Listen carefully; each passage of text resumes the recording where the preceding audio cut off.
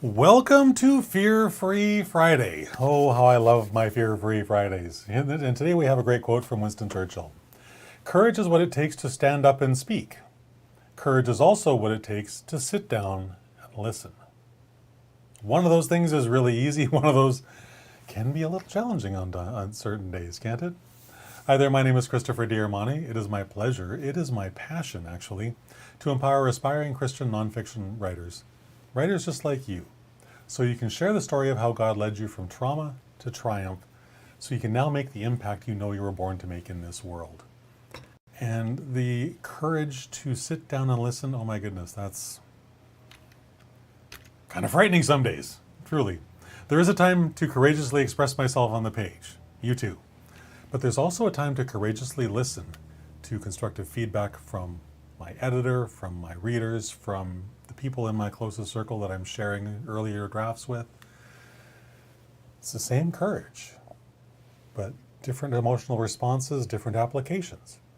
So it's important to remember that we are commanded by God to be courageous every single day. One of my go-to verses for this, I just love it, Joshua 1:9. Have I not commanded you?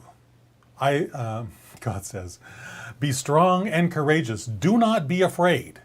Do not be discouraged, for the Lord your God will be with you wherever you go.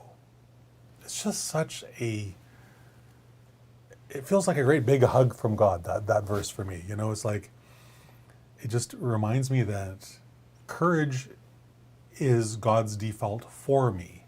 My own is to live in fear and shame and all that other garbage.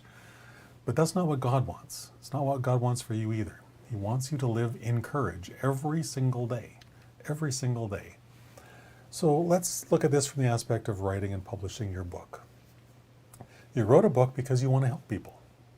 You have a story of experience, strength, and hope, and courage to actually go from that place of trauma, of tragedy, of pain and suffering. And you've worked really hard to get into this land where life is far better now. You have tools and options that you didn't have when you were trapped in all that fear and misery. So when you share this story with someone else, listen to their opinions, both their praise and, more importantly, their criticism.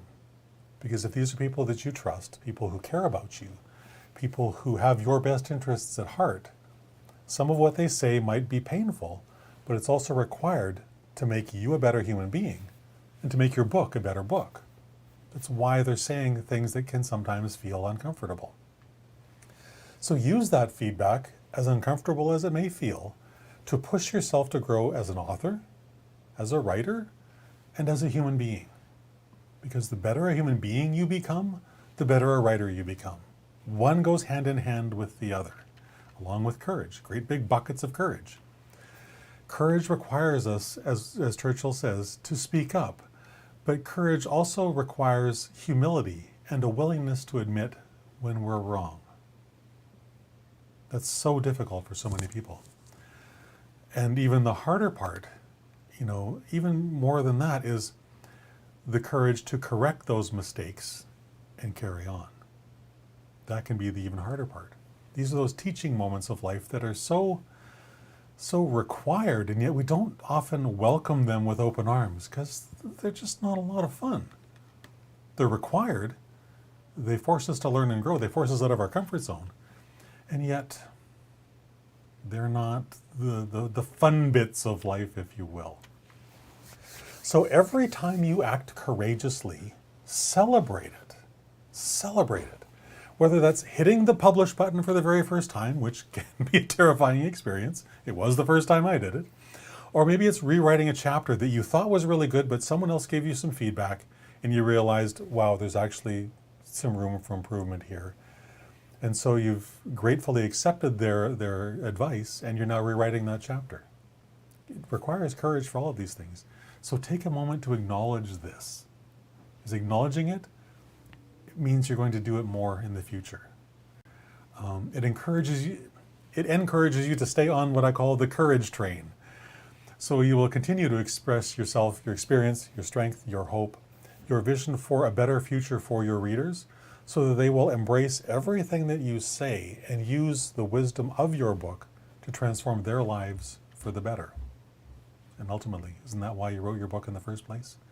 To help someone else transform their life out of the pain and the misery that you experienced into something better that you're now living in? Of course it is. So that's it for today. Embrace your courage in every aspect of life.